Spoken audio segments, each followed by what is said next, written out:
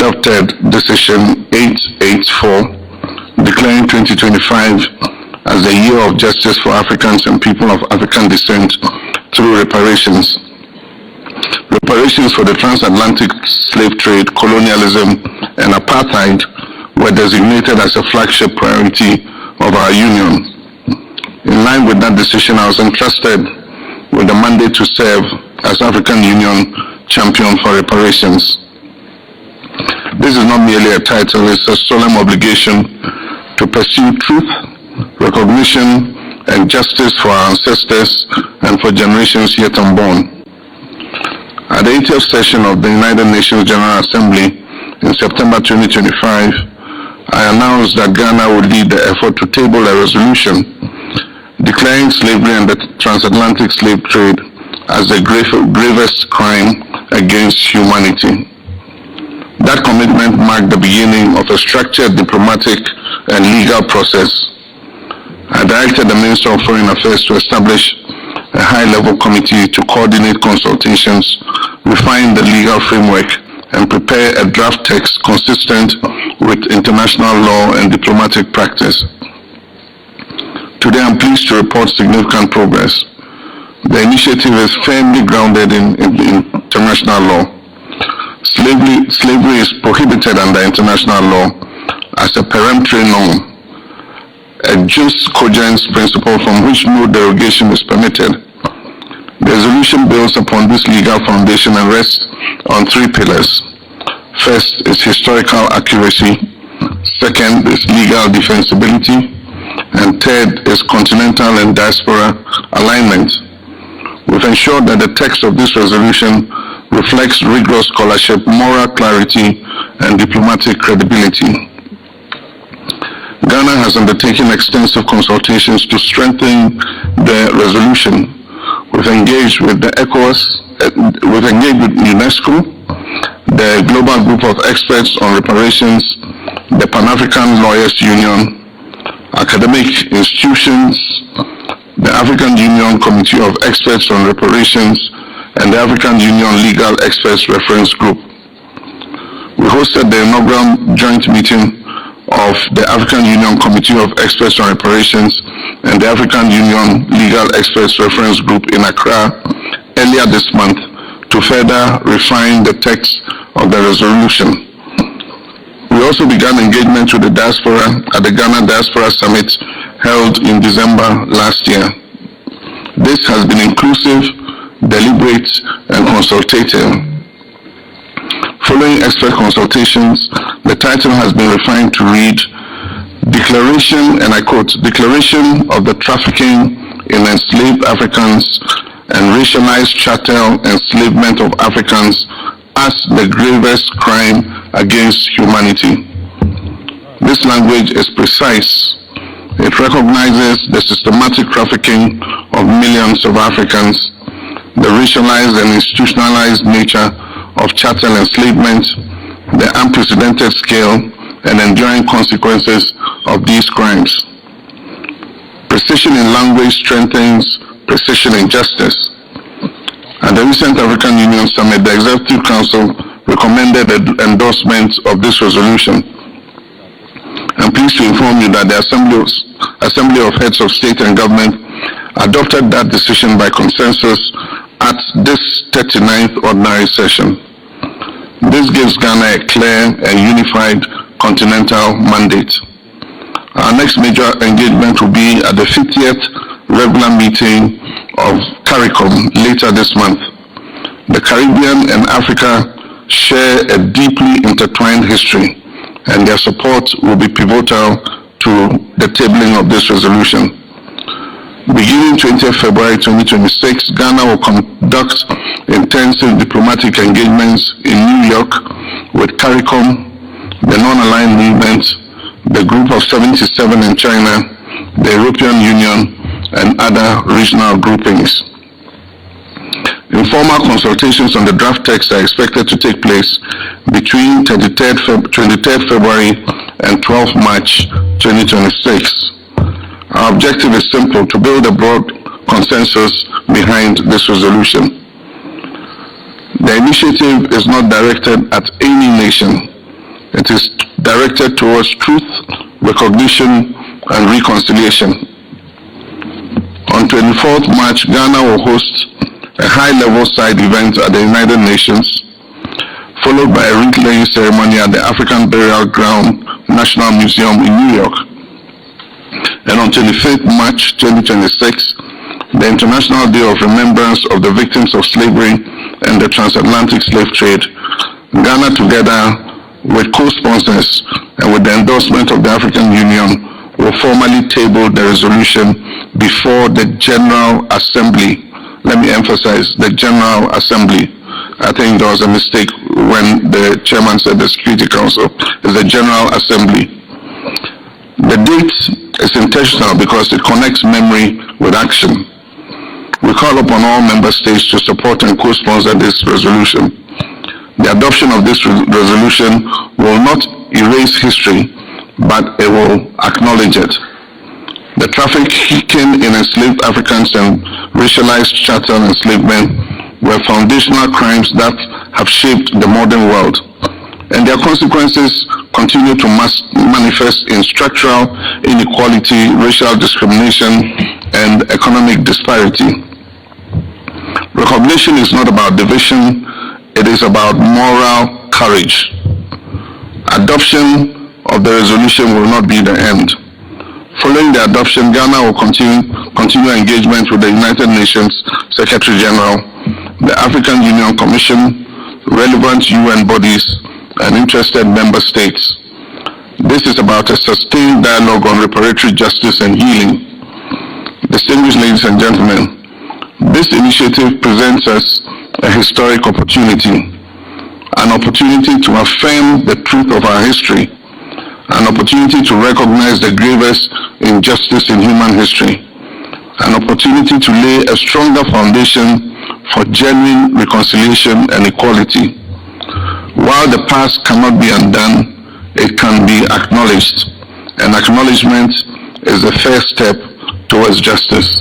I thank you. Thank you so much, Excellency. Colleagues, we'll take a few questions that you might have for His Excellency on the issue of reparations for Africans and for people of African descent. Do we have any questions? I see one hand over there. Please just tell us your name, the media organization that you work for, and then ask your question. Good afternoon, Your Excellency. My name is Julius Yapetechi, and I report for the Ghanaian Times from Ghana. Sir, throughout your presentation, the word reparation keeps coming up. Apart from the recognition that slave trade is a crime against humanity, do we have a quantum we have put on the reparations that we are seeking? Thank you. In terms of compensation, do we have any quantum that we are looking at? Thank you. All right, thank you. I just want to do one sweep just to check if anyone else has a question. So 1, 2, and then we'll conclude. Please go ahead. The microphone is behind you. No, right here, behind you. Hello, sir. Okay, just give it to him. Thank you, Mr. President, for the briefing, and I want to really appreciate your efforts to make the reparation case a strong African case, African agenda at the UN. My question is just AFRICOM summit has been held here in Addis, and there are a lot of discussions between the two bodies, the African and the AFRICOM countries. How do you evaluate the progress made following the meetings held between African and AFRICOM leaders? Thank you very much. Do you mean CARICOM? Do you mean CARICOM? Yeah, CARICOM. Sorry. All right. The African and CARICOM countries. Okay. All right. Let's go to the last question. Okay, thank you so much. It is a great milestone, especially for the declaration of your proposal. My question is, what practical outcomes should Africa expect if the resolution is adopted at the UN General Assembly, as the Foreign Minister made a remark in recent days. Beyond that, at the recent Accra Reset at this, Mr. President, you said that Africa has reached at the turning point that we cannot afford to ignore. Why you said that, and what might be done, especially to navigate the situations? Thank you so much. Excellency, you have the floor. Thank you very much. The first step towards healing is truth. The truth about the story of the transatlantic slave trade must be told. And this resolution at the United Nations is the first step. And we expect that with the consultations we've done and the endorsement of the AU, that finally the truth about the transatlantic slave trade being the gravest injustice and crime against humanity would be acknowledged. After that step, other issues will follow. Indeed, the issue of reparations and restitutive justice goes beyond, and that is in answer to the first question, just monetary compensation. It's about setting the historical record straight. It's about returning stolen artifacts from Africa. It's about the pillaging that took place in the period of the slave trade.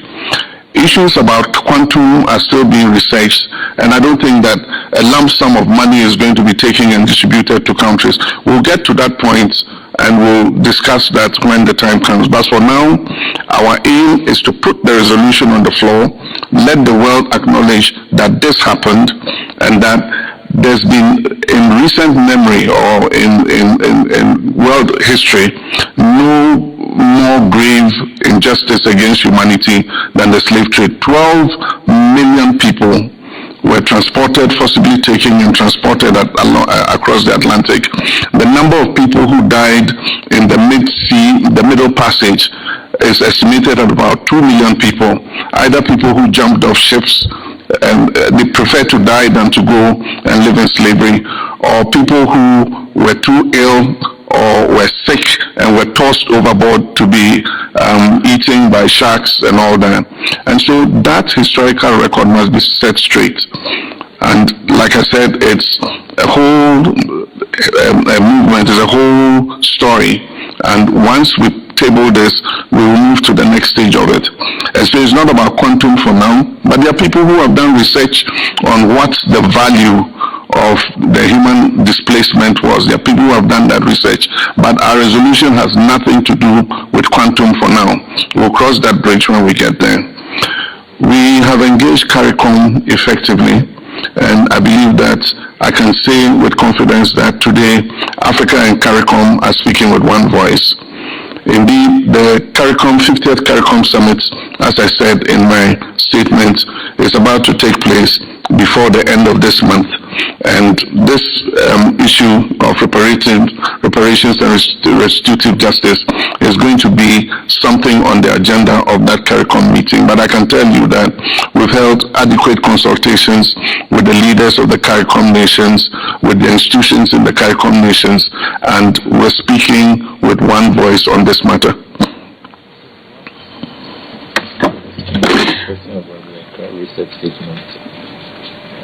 But it wasn't clear. Accra Reset, I think the video that went viral. Last question. There's a question about Accra Reset. Okay, can our colleague, can you come again with your last question? Accra Reset question. Yeah, that's yes, a please. question. Yeah. Yes. At Accra Reset, at this reckoning event, you said that Africa has reached a turning point that we cannot afford to ignore. Why you said that, and what is expected from African nations, including the AU?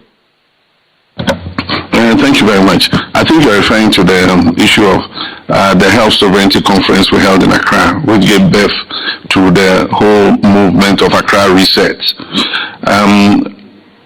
It is widely acknowledged that the world is at an inflection point. The multilateral system that was agreed post Second World War, that led to the emergence of the United Nations, is currently threatened. I wouldn't say it's broken down completely, but nations are acting unilaterally. Nations are acting in their own national interests. Humanitarian assistance is dwindling, overseas development assistance to not only Africa but to the global south is dwindling because nations believe that they must invest those resources to the benefit of their own people. Africa cannot sit just as a quiet victim with cup in hand begging these nations to change their minds. Africa has to take its destiny into its own hands. And that was the reason for the Accra Reset. It focused on health sovereignty because health is at the core of everything we do. And so if you remember in COVID-19, Africa was the last to be thought about when a vaccine was found. And Africa was the last to begin to receive vaccines. That shows you our place if we don't take our destiny into our own hands.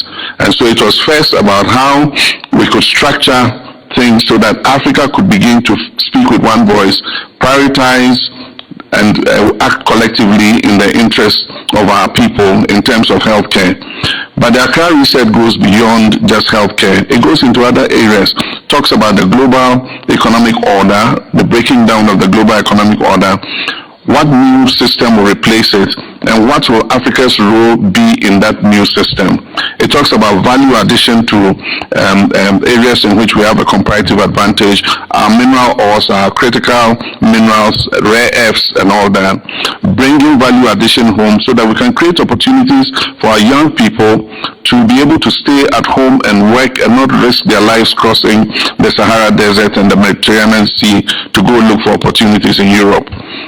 That is the conversation we're having, and I'm very happy to announce to you that it's beginning to develop a lot of traction. Many other African countries are coming on board, not only African countries, but even the global south. Indonesia, Singapore, and all of them have bought into the idea of the Accra Reset. We want the global south to be positioned at the table when a new global order is being rolled out. Thank you very much. I want to thank Your Excellency, the President.